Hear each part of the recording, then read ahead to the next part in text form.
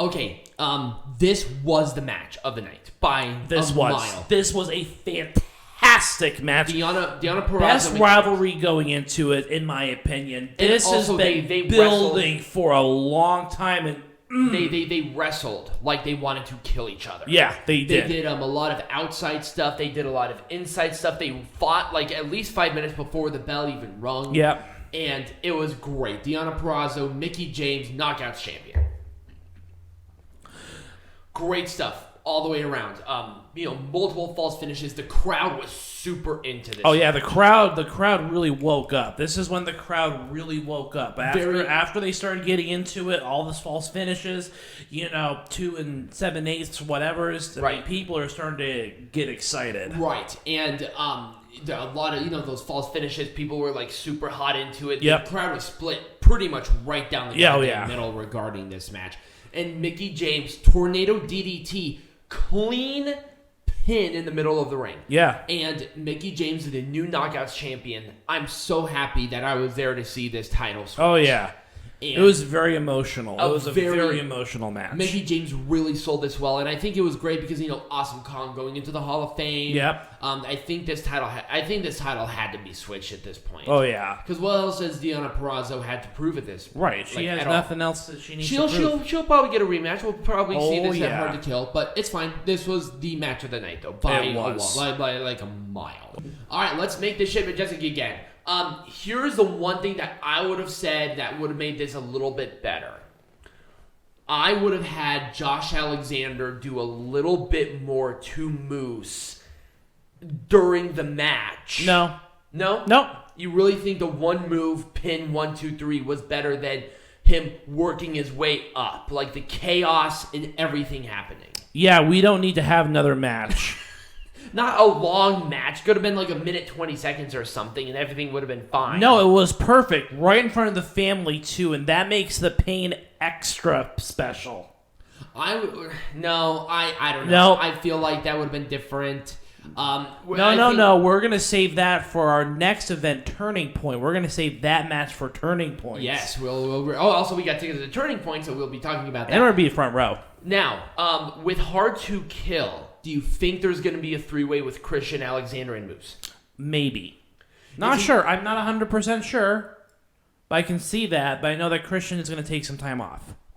He's going to take some time off? I think so, because he has that shoulder... He had the shoulder tape. Oh, yeah, he had the shoulder tape. Yeah, I did see that. So he's probably going to nurse that back to health. Right. It was probably good enough to at least do this. Give him a couple of weeks. Yep. No problem. Yeah. Not a problem. I wouldn't have booked this anything different. Not a 0.0% difference. Nope. Nothing. Nothing. An amazing match. I would have done... The Good Brothers were I would have done a little bit more build to a match like this. I think that... This was literally booked like 2 days before the event. It was. Which wasn't bad, and then they tried to build a storyline around it. I think that it's time for the Good Brothers to kind of move forward with different people. Yes. Though. This was definitely like a filler because everyone was involved in other things. Right. And, Finn Juice, they were involved with Bullet Club. Why are they going for the tag team belts? I feel like this was a thrown together match. It was. And that's kind of what I did not want. Yeah, it was a thrown together match. So I probably would have done something a little bit different. If they wanted to do this match, build to it. Because the Good Brothers were like, oh, why are we here? We should have a match there. Okay, let's just throw this together. No, I don't want that especially with a title match. Right. If it was not a title match, I wouldn't have cared. Right, but... I would have really pushed for other people, and I would not have had maybe some of the older guys like Dale Torborn. It was not necessary. Well, they tried. They tried to get Adam Scherr. I would have had like Willie Mack or something in there. Right. It's fine if you had like people that were in your roster go for this opportunity. Like it was not that bad. No, like, come on. No. Have some women in it. Like let's spice it up a little bit. Like come on. I mean, you already had them. Might as well put in more. Right. That'd have been cool. Mm-hmm. No, I want to do something stupid. I'm not sure if I would do anything different with this. No, I don't think so. They had a good rivalry going into it. You're establishing a great tag team, possibly going for the tag team champions. Wink, wink, and nudge, nudge. Exactly. because it's already done with Violent by Design and with Rhino and Slater. Right. Or Heath, excuse me. Here's what I probably would have done different. I would have had Rhino go in there and really tease the hell out of even goring Heath, and then turning and goring like Joe Doring, going outside and then going for the tag. Right. I think that would have added that additional emotion instead of just going there and then going for the tag immediately. Yeah. Well, I would have booked that a little bit better, because I swear if he was gonna go for the spear, people like, no, don't do it, and then goring the other person, that place would have erupted. That place would have blown up. Exactly. I wouldn't have done anything different. No. I think the triple threat going into it was great. This match exceeded my expectations. Yeah, it did. And it established 3 new contenders for the X Division champion, including the new champion. So right, exactly. Great all the way around. I couldn't have made this any more majestic, even if I tried. I really wouldn't have done anything different, to be honest with you. Not really. Decay were just kind of lingering on these belts. It's a great debut, and also Impact is building in a lot of great tag teams in their women's division. They needed to hit with some oomph when going live on paper. Because I think there was a lot of flack. There was a lot of flack with bringing back the Impact Knockout Tag Team Champions, because the roster wasn't very big. And having the inspiration. But now they have the manpower in there, and they're re-legitimatizing that division. Exactly. It works out really well. I'm excited. Yeah. And then with this exceeded my expectations. I'm curious to see what they're going to do with it's TBD. We don't know. But it was a great first showing for this. It absolutely was. All right, so after that, Peanut Gallery, let's talk about our experience, and let's talk about what happened before and after. Well, we didn't really do much. We were just sitting at the bar. Well, here's the thing. So we always go to the TGI Fridays there. Also, you can find us there. So there was a girl. I didn't know who it was at the time. She came up and asked about the belt. And I'm like, oh, just gained this. And she's like, oh, I'll follow you on Twitter. Okay, great. Apparently that was Su Yung. Oh, and it was? It was Su Yung. Yes, it was 100% Su Yung, because she was sitting with Rick Swann after. Oh, nice. Yeah, it was the same girl. So that was kind of cool. I'm like, oh shit. So Su Yung, hi. So that was kind of neat. She was with like an older guy, so I'm going to assume that was like some sort of bodyguard or something. If somebody recognized her.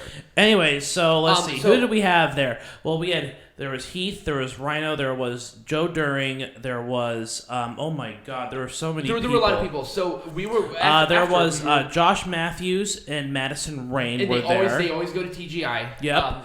But they were, they were just kind of doing their own thing. So I kind of say. I don't know the other guy, but he was sitting with D'Lo Brown, because he's from there. So it wasn't a wrestler. I don't think. D'Lo Brown was with a couple of people. I'm not sure who they were. So they were there. But D'Lo Brown's from Vegas, so I'm assuming that he's probably just hanging out there with his friends or whatever. How long did it take for like the rest of them? So Swann, Young, an older guy, and I think like one of the costume designers were sitting adjacent to us at a booth. Right, and then there was another booth with a couple of other people as well. Yes. There were 2 booths. I don't know the other And then people. We had Moose, Eddie Edwards, a producer that I think Peanut Gallery talked to the last time. There were 3 producers sitting next to us. They got there for some shots, and there were some fans that were buying like all the wrestlers, like shots after shots, and they probably spent at least $200 or $300 on shots alone. Oh yeah.